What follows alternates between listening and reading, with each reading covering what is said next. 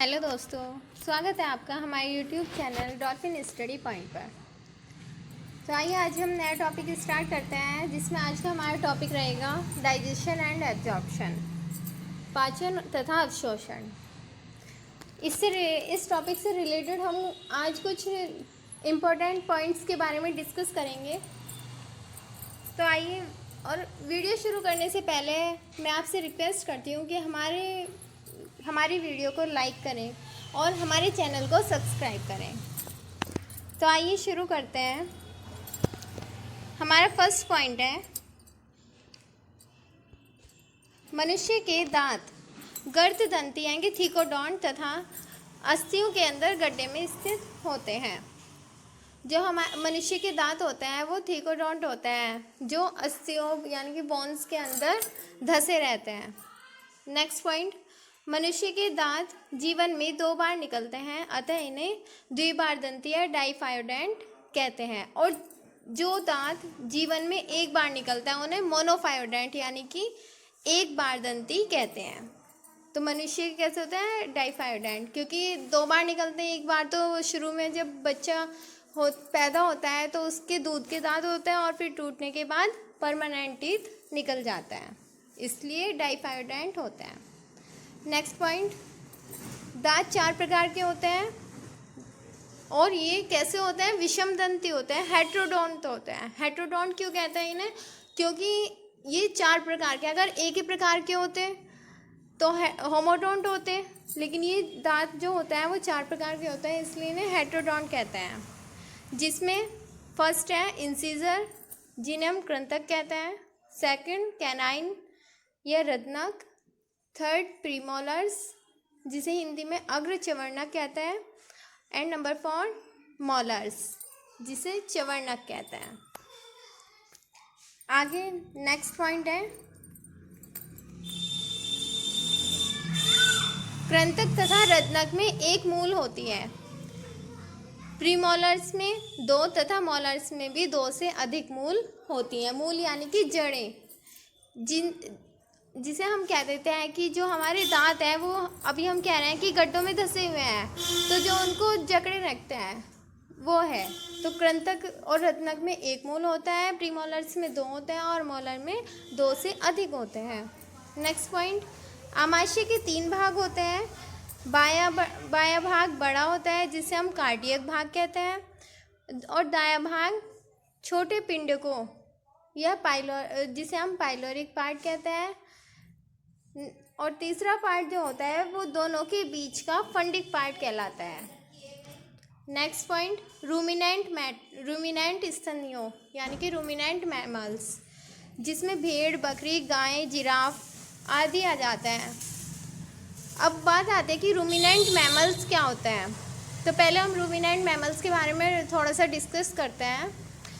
जो ruminant mammals होते हैं वो हर्बीवोर्स एनिमल्स होते हैं, यानी कि जो घास फूस, घास पत्तियाँ यानी कि प्लांट्स पे डिपेंड रहता है अपने फूड के लिए, तो उन्हें हम रूमिनेंट मैमल्स कहते हैं, जिसमें भेड़, बकरी, गाय, जिराफ ये सभी आ जाते हैं। तो इनमें आमाशय के 4 भाग होते हैं, जिसमें पहला भाग है रूमेन, दूसरा भाग है रेटिकुलम, तीसरा भाग है ओमेसम, एंड चौथा भाग है इसका एबोमेसम।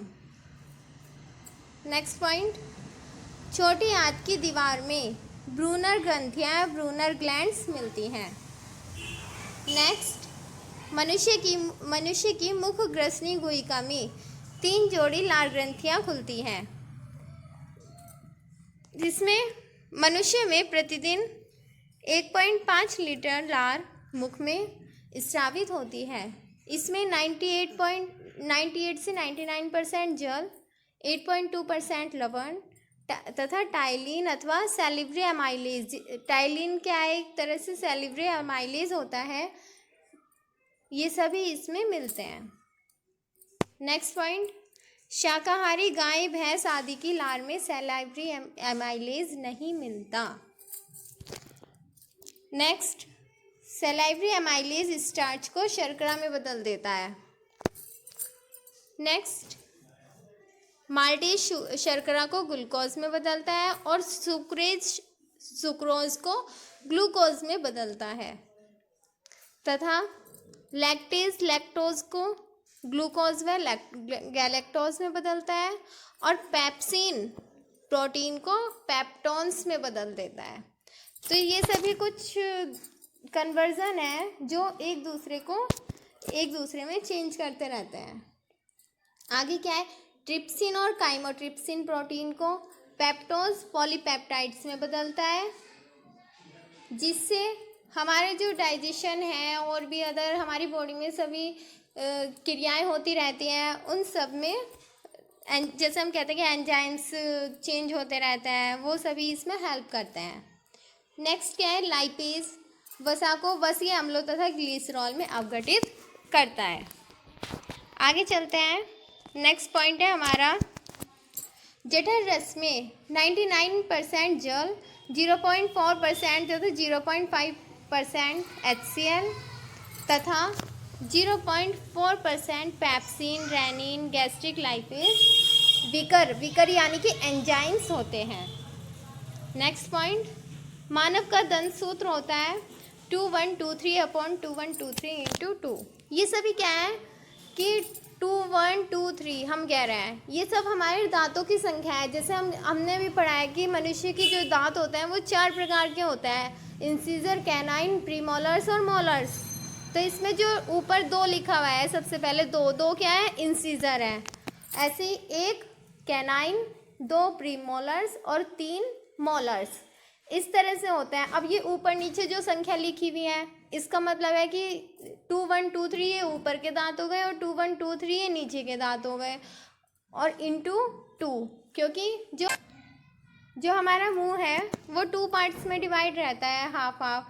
तो अगर हम बीच से देखें कि जितने दांत इधर हैं उतने ही दांत इधर हैं, ऐसे ही उनकी संख्या भी जितनी इधर है उतनी इधर है, इसलिए हम इसे 2 से मल्टीप्लाई कर देंगे।